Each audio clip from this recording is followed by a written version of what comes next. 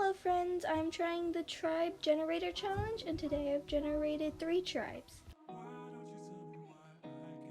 This tribe lives in shores and is a carnivorous tribe. They have a normal sized body with feathers for horns. They have whiskers and some of this tribe can control the weather. This tribe does have animuses.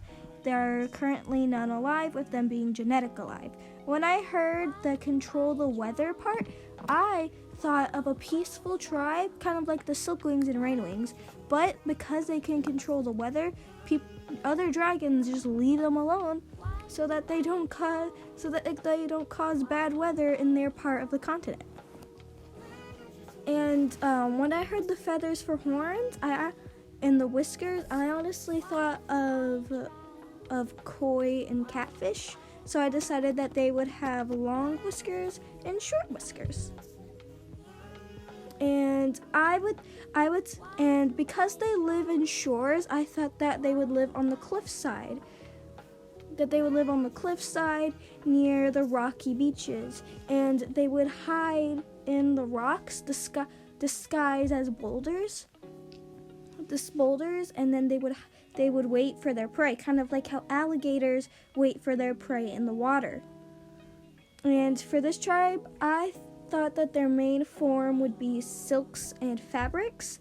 I also thought that they're like, if a dragonette doesn't have control over their powers, their emotions would control the weather around them.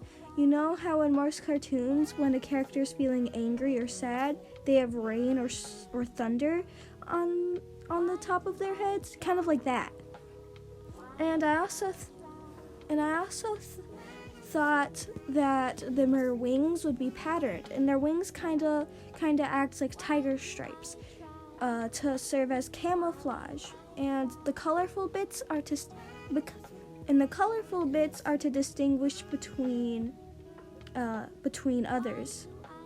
And I thought that they would be a really peaceful tribe who value creativity and art, performing art and visual art. This tribe lives in marshes and is a carnivorous tribe. They have an extremely small, bulky body with rounded horns. They have a poisonous stinger on their tail, and this tribe can heal faster in water. Some of this tribe can shoot out poisonous spines. This tribe does have animus. They are currently one alive. When I heard of this, I thought of a spiky, small, very small dragon. And when I got further into design, I was like, maybe they should have different types of wings. And through many different types that I thought of, I landed with these kind of dragonfly wings. And as I kind of thought that they would be a very secretive tribe with like just tending to the marshes and swamps, like just living their best lives in their bog alone and far away from any other tribes that could cause them harm. I thought that when they're angry, their spikes kind of like stick up, and when they're ready to shoot them out, they stick straight up. Like not curved like the dragon over here it is, just straight up. And I also thought that their stinger would also secrete venom instead of just injecting it. They could also inject and secrete, but most untrained dragonettes usually secrete venom, and then it lands in the wounds to harm. I also thought that they would live kind of like beetles. Kind of their description from other tribe is small beetles that just want to be left alone. And they also would live in the treetops because also beetles live there too. And I also thought that animus dragons would also have a cool marking. This tribe lives in the desert and is an omnivorous tribe. They have a bulky body with extremely large curving horns. This tribe has a cobra-like frill, feathers covering their underside. They also have a sail on their back. And this tribe can teleport short distances and see in the dark. This tribe does not have any animuses. When I thought of this, I thought of I was kind of struggling with the cobra-like frill, but I think I got it down pretty nice. It's basically just a flap that keeps tight to their necks unless they want it to puff out. I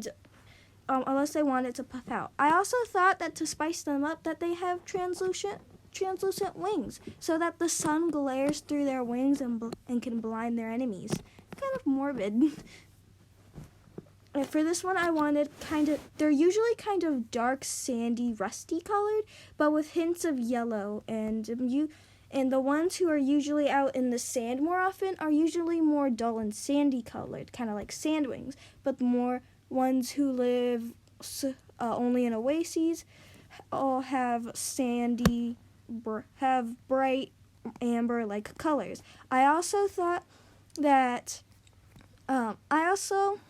they looked really cool while drawing this. I was honestly very proud of when I drew the fluffy frill and the feathers covering the underside. I also thought when I was doing this description that maybe they're a weapon-making tribe that like to make poisons and stuff, and I thought that was very cool.